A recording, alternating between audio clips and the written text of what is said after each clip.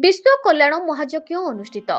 रायरंगपुर 1-3-2026 ओडिशा राज्य ब्राह्मण महासंघ रायरंगपुर शाखा बामनघाटी मयूरभंज आनुकूल्य गत 26 फेब्रुआरी ठारू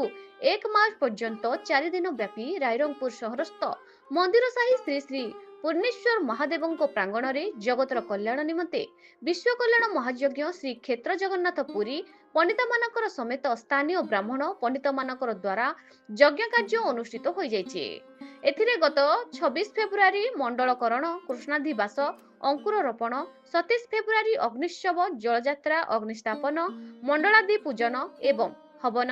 28 फेब्रुआरी सूर्य पूजा चंडीपाठ हवन रुद्रार्चन हवन एवं 1 मार्च सूर्य पूजा गो पूजा भगवत गीता हवन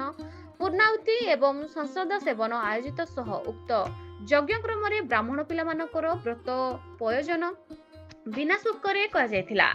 उक्त पूजा कर्मकांड कर्मकर्ता भावे सपत्नीक ईश्वर चंद्र प्रहराज यज्ञवेदी रे उपवेशन करिथिबा बेले श्रीक्षेत्र पुरुर आगत पुरोहित गण रंजन कुमार पंडा सौम्य प्रतिभा पंडा सत्यजित पंडा अभिषेक सतपथी शुभप्रसाद नंद तथा स्थानीय पंडित गण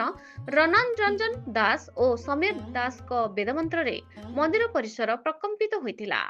उक्त माध्यमिक परिवेश रे सम्मानित अतिथि भावे ओडिशा ब्राह्मण महासंघ राज्य सभापति डॉक्टर सदानंद दीक्षित ओडिशा ब्राह्मण महासंघ मयूरभंज जिला सभापति अलेख चंद्र पाठी एवं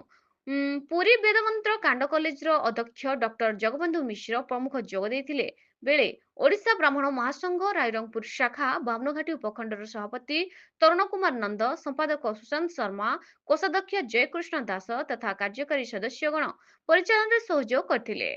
उक्त भक्तिर सामूहत कार्यक्रम में बहु मान्यगण व्यक्ति तथा स्थानीय लोके जोगदे विश्व जन कल्याण महायज्ञर विभुक्षेप और लाभ करथिले। मयूरभंज रायरंगपुर श्यामनंद परिडाଙ୍କ रिपोर्ट न्यूज ओडिशा टीवी।